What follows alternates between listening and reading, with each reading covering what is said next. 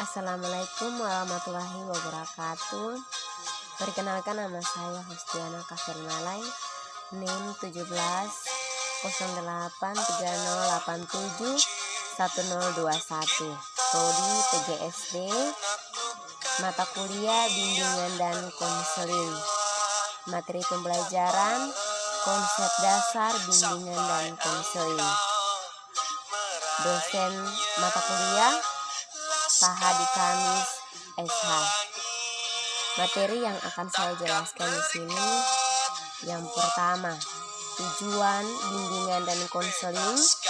Yang kedua, fungsi bimbingan dan konseling. Yang ketiga, prinsip bimbingan dan konseling. Yang ketiga, asas bimbingan dan konseling. Yang pertama, tujuan bimbingan dan konseling adalah merencanakan kegiatan penyelesaian studi, perkembangan karir, serta kehidupan peserta didik di masa yang akan datang. Yang kedua, tujuan bimbingan konseling adalah menyesuaikan diri dengan lingkungan pendidikan dan lingkungan masyarakat.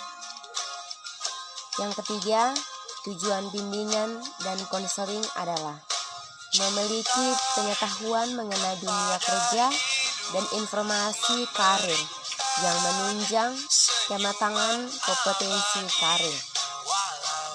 Yang keempat, tujuan bimbingan dan konseling adalah mengetahui hambatan dan kesulitan yang dihadapi peserta didik dalam studi, penyesuaian dengan lingkungan pendidikan dan masyarakat. Yang kelima, tujuan bimbingan konseling adalah mengembangkan seluruh potensi dan kekuatan yang dimiliki oleh peserta didik seoptimal mungkin. Yang berikut, tujuan bimbingan dan konseling adalah memiliki kesadaran diri untuk menggambarkan penampilan dan mengenal kekhususan yang ada pada dirinya. Yang berikut, tujuan bimbingan konseling adalah mampu melaksanakan keterampilan atau teknik belajar secara efektif. Tujuan bimbingan konseling yang berikut adalah mampu mengembangkan sikap positif seperti menggambarkan orang-orang yang mereka senangi. Tujuan bimbingan konseling yang berikut adalah dapat membentuk pola-pola karir, yaitu kecenderungan arah karir. Yang kedua, fungsi bimbingan dan konseling.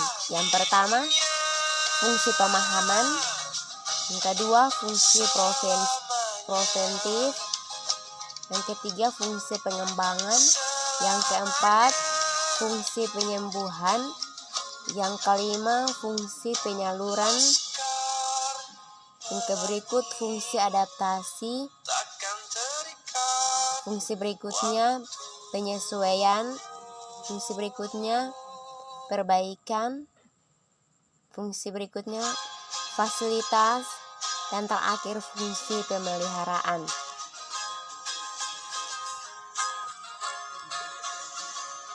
Yang berikut, prinsip bimbingan dan konseling. Prinsip yang pertama, bimbingan dan konseling diperuntukkan bagi semua konseling. Yang kedua, bimbingan menekankan hal yang positif. Prinsip selanjutnya, bimbingan dan konseling merupakan usaha bersama.